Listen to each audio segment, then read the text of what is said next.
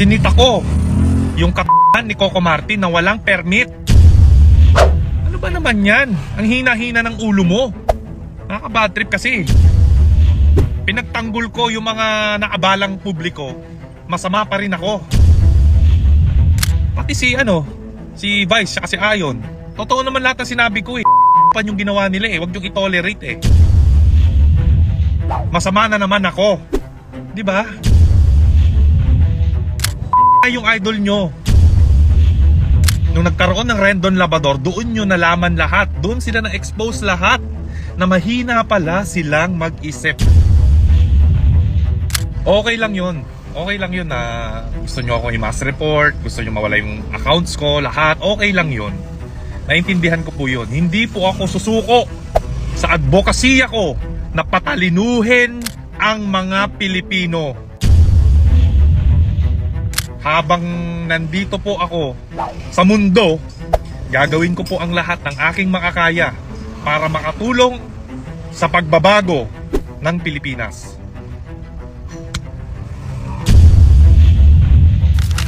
Kumusta mga idol? Mayroon naman tayong bagong chika sa inyo.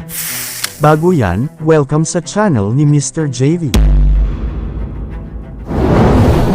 Kamakailan, isang kilalang social media personality at self-proclaimed motivational speaker, na si Rendon Labrador, na nagkaroon siya ng mga malupit na pagsubok sa kanyang mga social media accounts.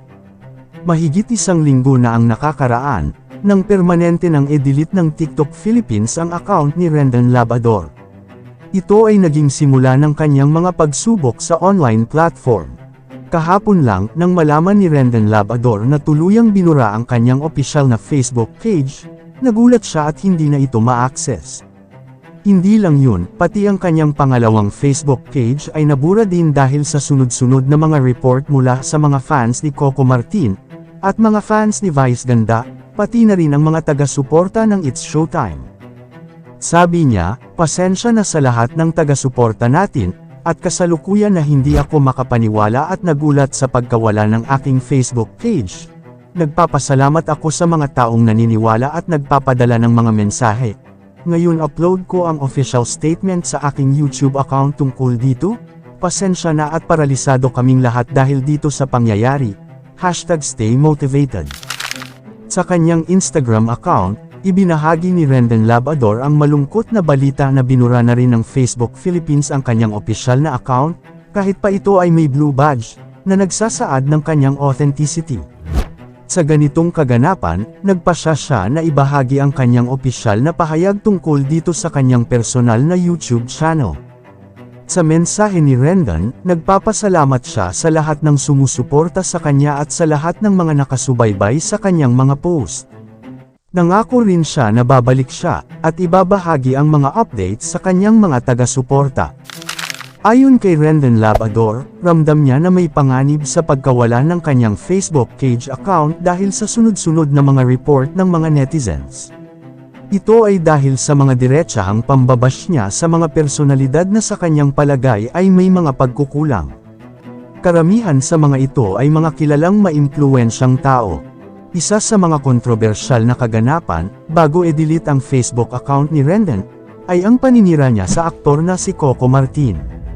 Nang makatanggap siya ng mga reklamo mula sa mga commuters tungkol sa matinding traffic sa Bacolor, Pampanga, dahil sa shooting ni Coco Martin para sa Batang Quiapo, na walang kaukulang permit mula sa LGU ng lugar.